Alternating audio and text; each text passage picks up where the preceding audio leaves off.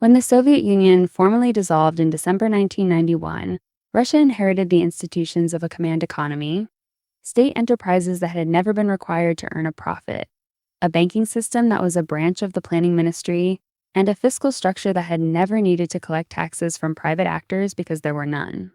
The country owed large foreign currency obligations and had almost no tradition of market finance. What came next was, in the words of many economic historians, one of the most compressed and painful economic transitions in the modern record. In January 1992, Deputy Prime Minister Yegor Gaidar and his reform team removed price controls across most of the economy in a single stroke. Consumer prices rose by roughly 245% in that 1 month alone, according to figures cited in Russian statistical publications and widely reproduced in academic literature. The logic was that rapid liberalization would create market signals quickly and attract Western investment. Critics, including some economists inside the IMF at the time, argued that freeing prices before building functioning tax collection and contract enforcement would hollow out the state before it could sustain itself.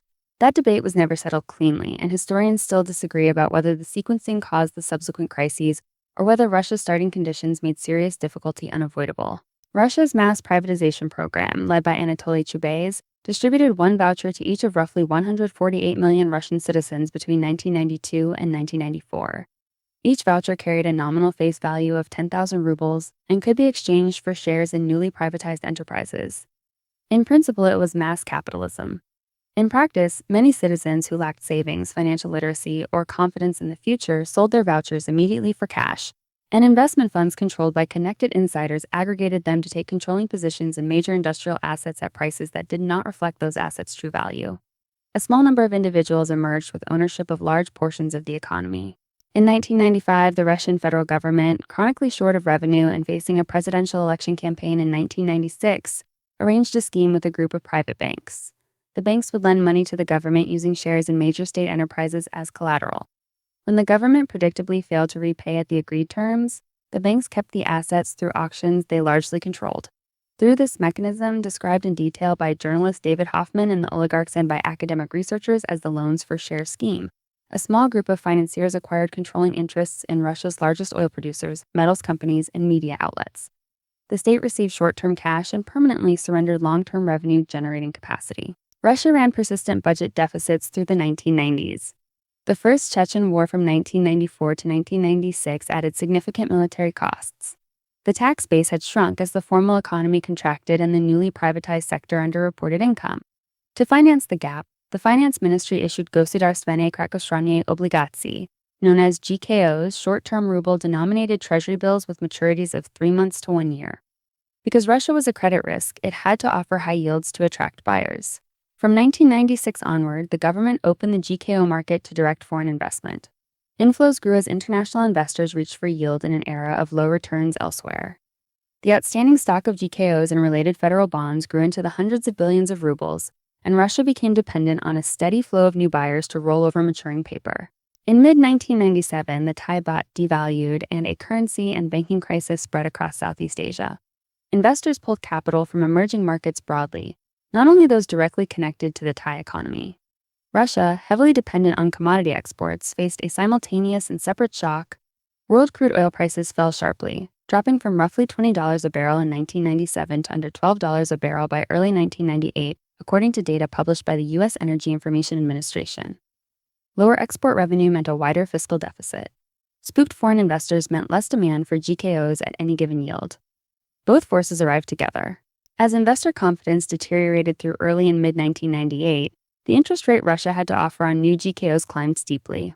Annualized yields on short-term bills crossed 100% by June and July of 1998, with some market reports at the time citing peaks approaching 150%, according to analyses including the NBR working paper by economist Padma Desai published in 2000. A sovereign borrower paying triple-digit annualized yields on paper that matures in months is not managing a debt problem, it is compounding one geometrically. Every rollover auction required issuing new bonds at rates that made the next rollover harder. The market was pricing the probability of default, not offering free yield. In July 1998, the International Monetary Fund, the World Bank, and the government of Japan assembled an emergency lending package that the IMF described as totaling approximately $22.6 billion, with a first tranche of roughly $4.8 billion dispersed almost immediately. The stated goal was to signal external backing for Russia's finances and buy time for structural fiscal reforms. The package came with conditions requiring Russia's parliament, the Duma, to pass significant tax increases and spending reductions. The Duma refused to approve the required measures. The capital injection slowed the crisis for weeks rather than months, and the underlying arithmetic of the GKO pyramid did not change. On August 17, 1998, Prime Minister Sergei Kirienko announced 3 simultaneous actions. Russia was widening its ruble exchange band, which constituted an effective devaluation. It was imposing a 90-day moratorium on private external debt payments by Russian institutions. And it was restructuring its outstanding GKOs rather than redeeming them at par and on schedule. Foreign banks, hedge funds, and other investors that had borrowed in dollars to buy ruble-denominated bonds now faced losses on the currency, losses on the bond restructuring, and the inability to unwind positions in an orderly market. All 3 doors closed at once. The ruble, which had traded at approximately 6 to the dollar before the announcement, fell to roughly 21 to the dollar by late September 1998, according to data from the Bank of Russia and contemporaneous reporting and publications including The Economist. Russian banks that had borrowed in foreign currency to fund ruble-denominated GKO holdings were wiped out simultaneously by the currency move and the bond restructuring. Many banks closed or suspended withdrawals. Ordinary Russians who held ruble savings and bank deposits watched their purchasing power collapse in a matter of weeks. Real GDP fell by approximately 5% in 1998 before recovering in subsequent years as oil prices rose again. The Russian default sent shockwaves into financial markets that had not priced a large sovereign country defaulting on its own domestic currency bonds. Long-Term Capital Management, a Connecticut-based hedge fund whose leadership included economists John Merriweather and in advisory roles Nobel laureates Robert Merton and Myron Scholes, had complex positions tied to Russian debt instruments and global credit spread relationships, as documented in the President's Working Group on Financial Markets report of 1999 and described in Roger Lowenstein's account When Genius Failed. As markets moved simultaneously against nearly all of the fund's bets, losses escalated rapidly.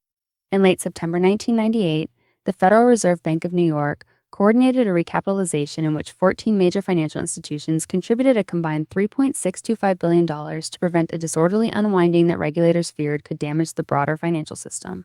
Yeltsin dismissed Kirienko days after the default and eventually appointed former Foreign Minister Yevgeny Primakov as Prime Minister in September 1998. Primakov's more statist approach, combined with a natural recovery in oil prices through 1999, helped stabilize the economy. In August 1999, Yeltsin appointed Vladimir Putin as Prime Minister. On December 31, 1999, Yeltsin resigned and handed the presidency to Putin.